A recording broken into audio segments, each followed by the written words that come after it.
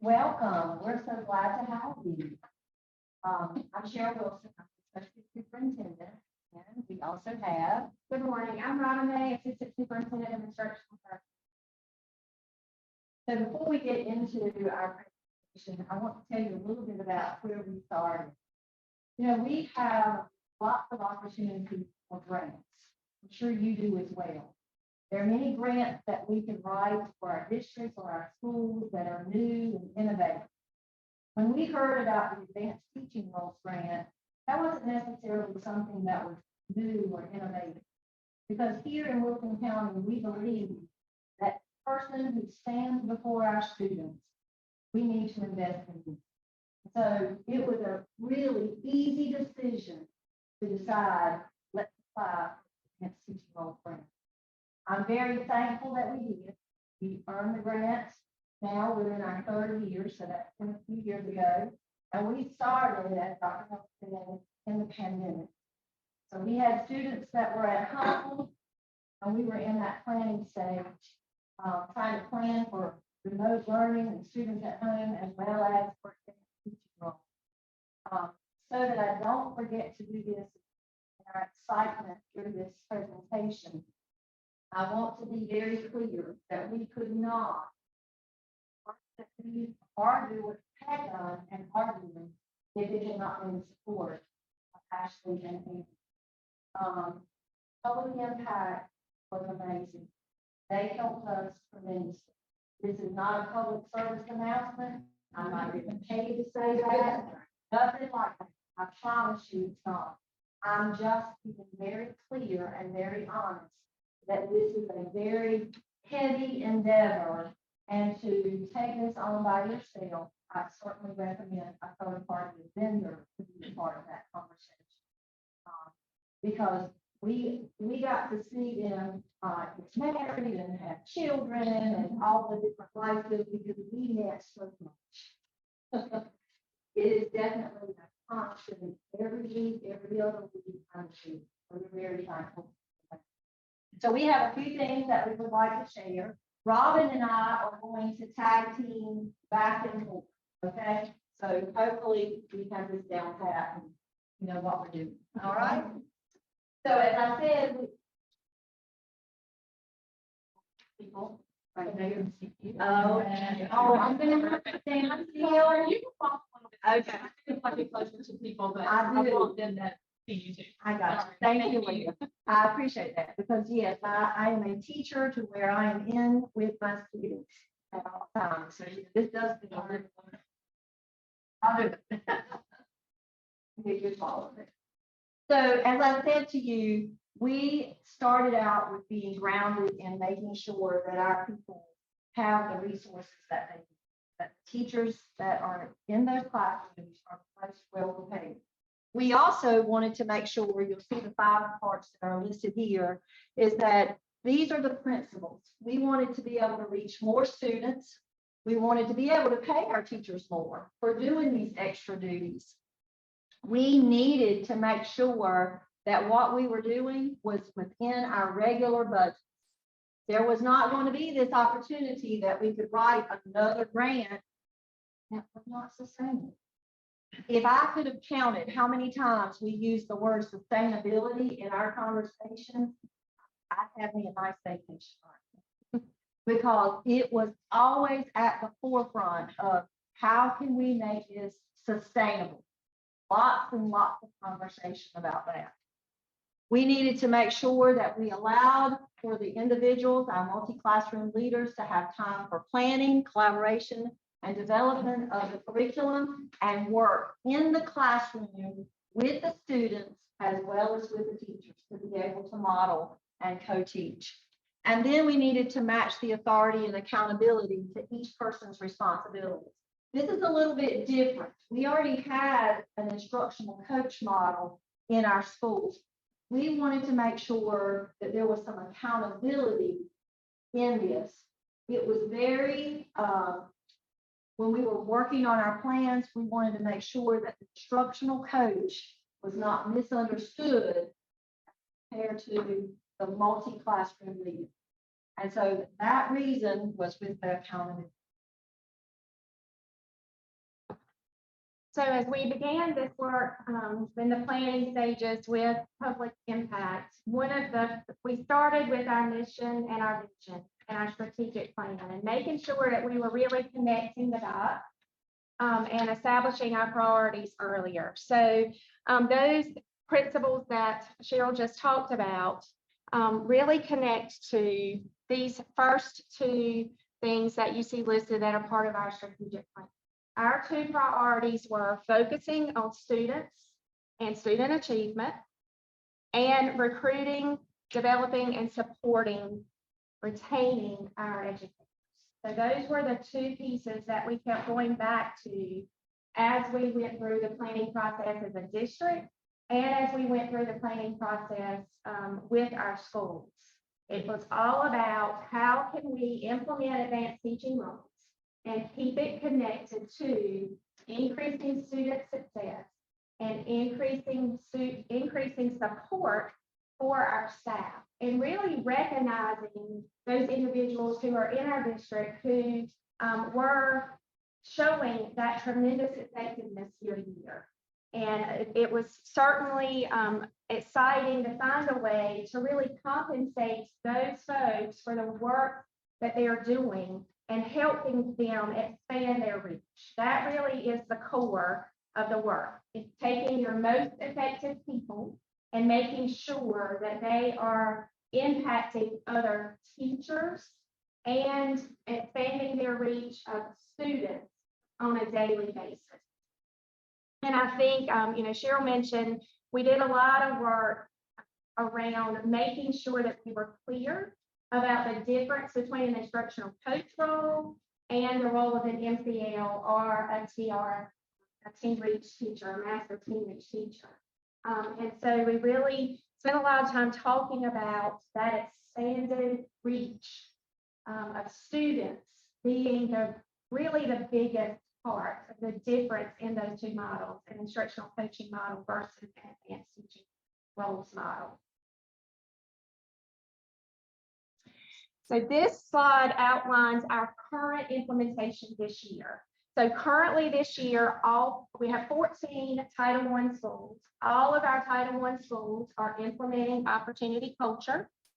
We have 65 educators that are part of the model that have one of those roles, whether they're a multi-classroom leader, whether that's full release or partial release, and we'll dig a little deeper into these roles later in our presentation, whether they're a team reach teacher, a master team reach teacher, or a reach associate. So we have 65 educators that have really been lifted up to this role where they are having expanded impact. And this is the most exciting part. They are reaching 2,000 students through the support that they provide on a daily basis. So this next slide shows us a little bit about our timeline. As I told you that we had a few years of our implementation. We're in our second year of implementation, but it all started with back in 2021 where we began the design part. And again, that was I think we were meeting every other week. Sometimes we actually would have 2 meetings in a week, depending if we had a certain task that we needed to do. We did have schools that were offered the opportunity. I think that's really important that we did not require. We had a lot of discussion around that too. Do we require our schools to do this, knowing that this is a good idea, this is the best practice, or do we ask them, are they interested? And that's how we went about it. And we had 10 schools that decided they opted in to be in cohort 1.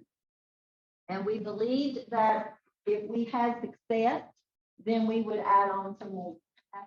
What happened in year 2?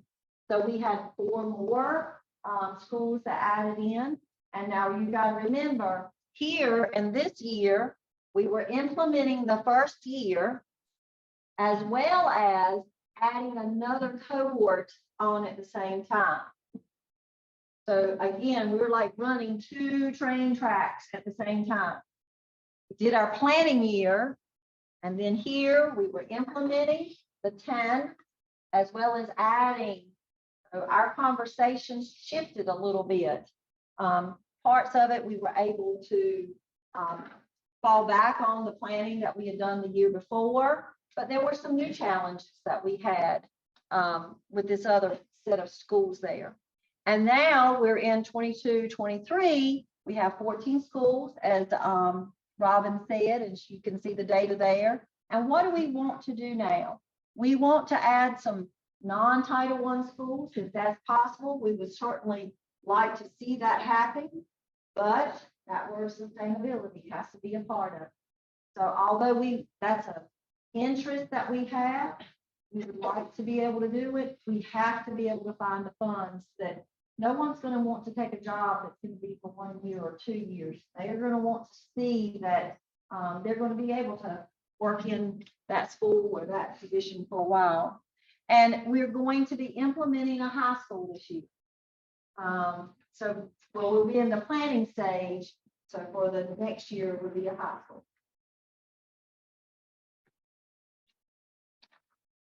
So this slide, I think, was a really critical part of the process. This was a decision early on, really right after we found out that we had received the grant funding. And that conversation was who needs to be at the table in the planning phase. And I'm pretty passionate about this because implementing advanced teaching roles is quite a commitment. You've heard Cheryl speak several times about the number of meetings that we had. And those meetings there were a lot of them, but they were full of content and meaningful. It was important that we took that time to really grapple with what we wanted this to look like in our district, and to make sure that we as the district team could clearly articulate as we began planning with our schools what our vision was for the work and what kind of the non-negotiables were as we move forward. So you can see here on this slide who we had at the table. Federal programs, finance, human resources, accountability, curriculum instruction, technology, communication, public relations. You read through that and you're like, okay, that's everybody.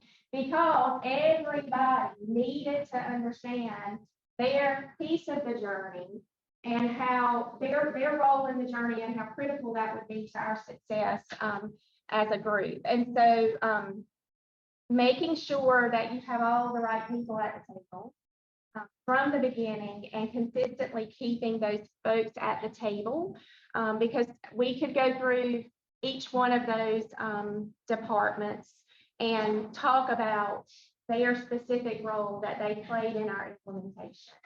And all of these folks are still a critical part as we move forward, making sure that we're implementing to fidelity what we said we were going to do, and that planning for the future, because this really is a continuous process. As Cheryl said, we are implementing, and then in the spring of the year, we're going to start redesign and planning to bring on new schools into the process. So it's a continuous growth model. It is.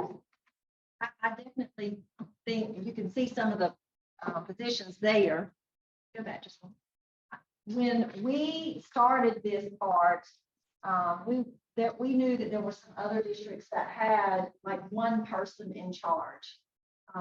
We made a concerted effort that it would be collaborative in nature. I think that has been extremely helpful to us in Wilson County Schools, because even within one area, everybody was a part of that discussion.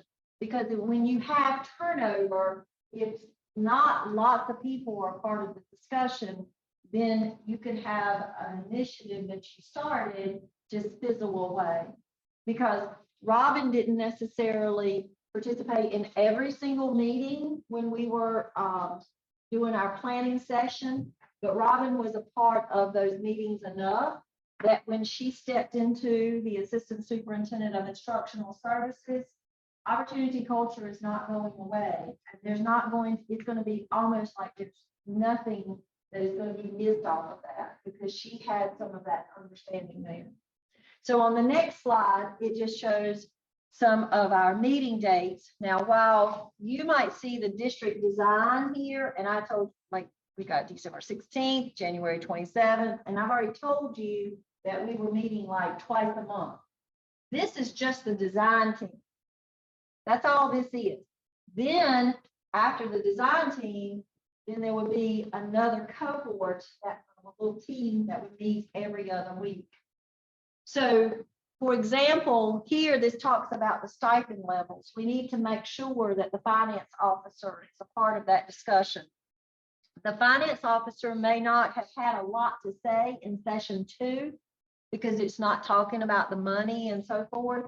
However, just his understanding of OC and staying online, because again, we were all on remote learning at that point, but staying online and listening. So when we went back to Mr. Stanley and talked to him, and we got to figure this out, we need some more money here, we need to pull it here, then he had a true understanding of it. So I think that this is extremely important to see the number of district team meetings as well as all the people who were involved.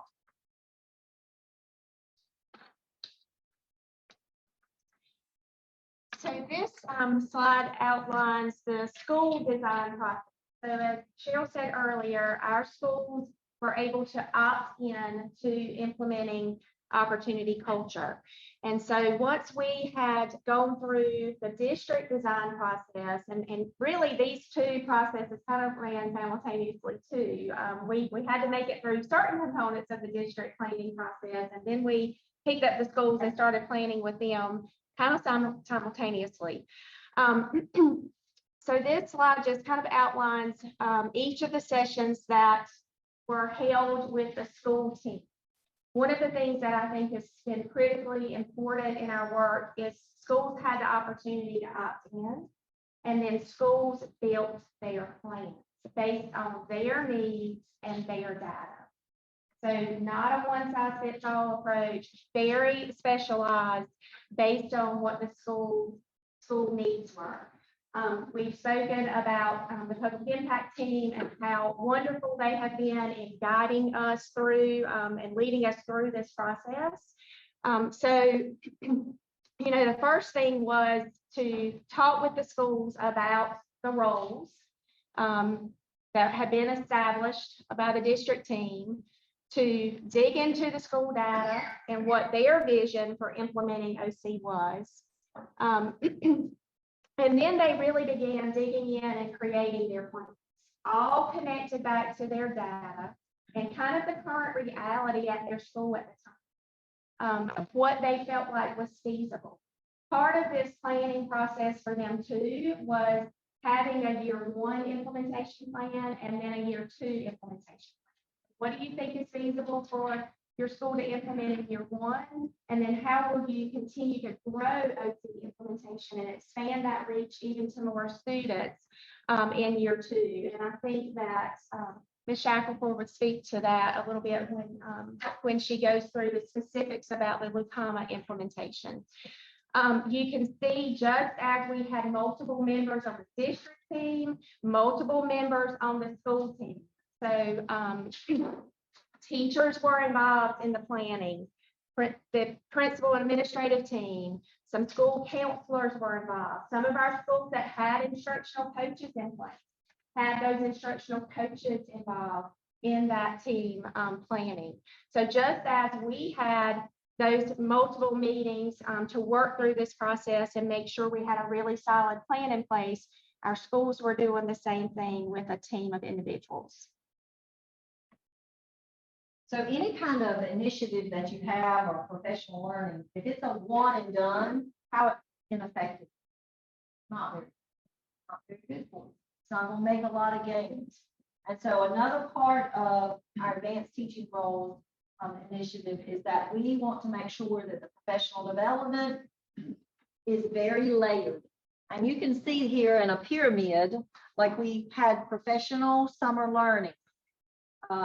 So our staff who were selected to participate, principals, assistant principals, those who were serving in any of those roles, they were required.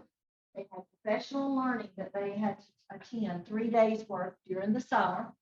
And then they also had the ongoing professional development, depending on their role. There were some required trainings, and then there were some optional trainings. Schedule that was set up for our staff. They logged in and participated in that. And then we also had some implementation feedback. So in this world of, again, remote learning, the feedback was through a computer, but it was extremely helpful for our schools. And we would have rounds to where public impact coaches, because there's some others who would be assigned from public impact to the specific schools, and they would remotely go into the schools and provide feedback to us as a district so that we could provide the support that we can. So Cheryl just spoke about the public impact coaches. And so I think it's important to note that in that school design process, each school had a public impact coach and they had a district team member assigned to them. So they had 2 support people to help them through that school planning process, provide feedback to them on an ongoing basis before they had to present their school design plan to the district. So that was part of that spring of planning. When they got their plan ready to share, they shared it with the district. We provided feedback, made a few tweaks here and there, and then committed to this is the plan that we are going to implement next year with the schools. And I just, the ongoing professional development, I think is just critical. You know, that opportunity, sometimes in education, I think we get so busy doing that we don't take the time to get with others who are in our same similar roles and brainstorm and collaborate. And that is something that I think public impact has helped us stay very structured with, making sure that we're pulling the MCLs together, that we're giving them the opportunity to share best practices and to just talk about their work, because of course, there are speed bumps in this process, right? Like it's not all easy. And so we've got to make sure as we put our most effective educators in these positions that we are providing them support and professional development along the way. I'm going to say this trophy is an example of job embedded professional development. I had the privilege to go into one of the classrooms last year at one of our elementary schools, and I think Jennifer was actually in there with me as well. And so we went into one classroom where the MCL had been helping the teacher ahead of time with their lesson plans. The teacher, it was going very well in that classroom. And then we went into another classroom as a part of our instructional rounds, and the MCL was in that classroom with the assigned classroom teacher. It was a very fluid lesson between the MCL as well as the teacher who was teaching the students. And it was extremely helpful to those students, because I could tell, I think Jennifer could say as well, that if that MCL had not been in there, the students would not have had that same level of instruction. There were points that may have been missed, misunderstandings that the kids have had. And so that job embedded professional development. This teacher, yes, has had some professional learning prior to teaching that lesson, but she had an MCL in there at that moment so that we didn't replicate that issue.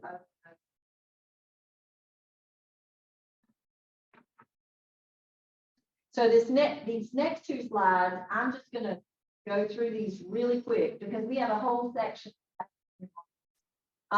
This is our career ladder that we worked hours.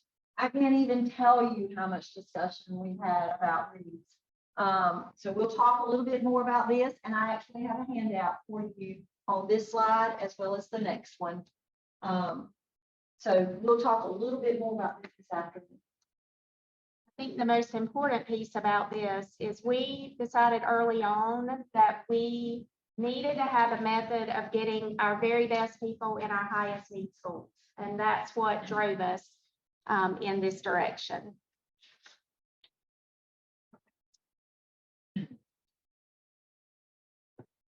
So this next section talks a little bit about our application and selection process.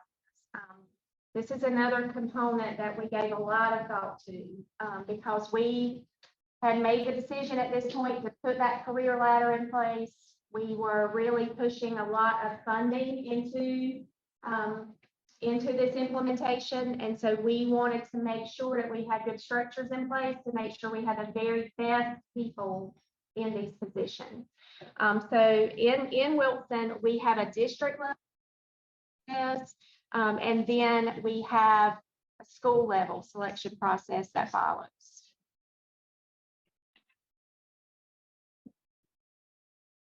All right, so this kind of walks you through the different steps of that process. So candidates submit their initial applications. We house the applications per se for opportunity culture on a website that's on a slide in a little bit that we'll share with you. But candidates had to submit the things that are listed in that first block: a resume, essay responses, data submission. So what data did they have to show their or demonstrate their effectiveness, and a summary of that data, and then their evaluation data.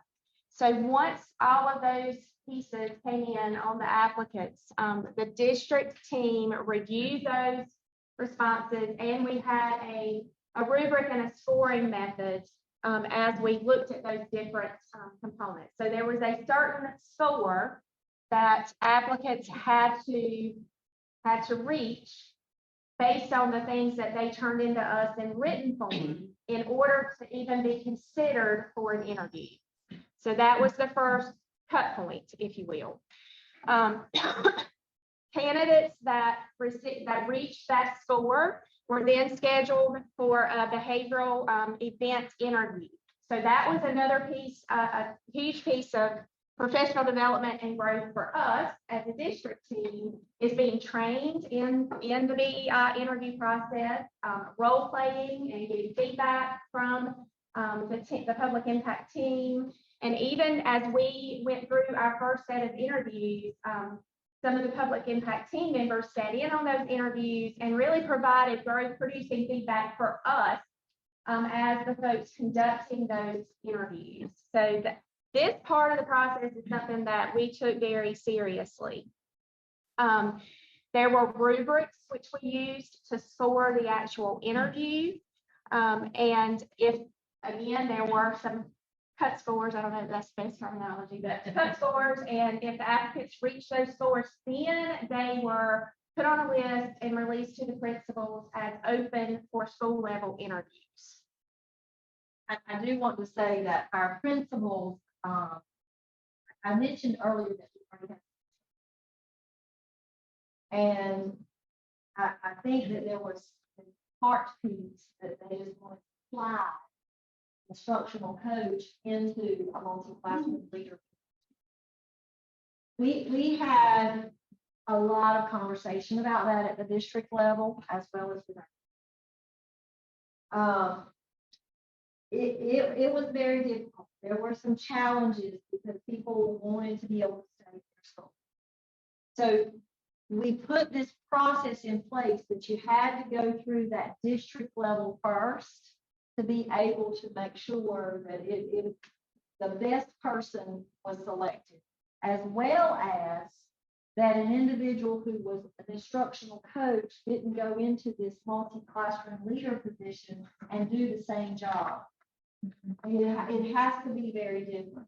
There were some, even for myself, I can remember right now 2 conversations that come to my head with 2 different principals who wanted to have their people in their school.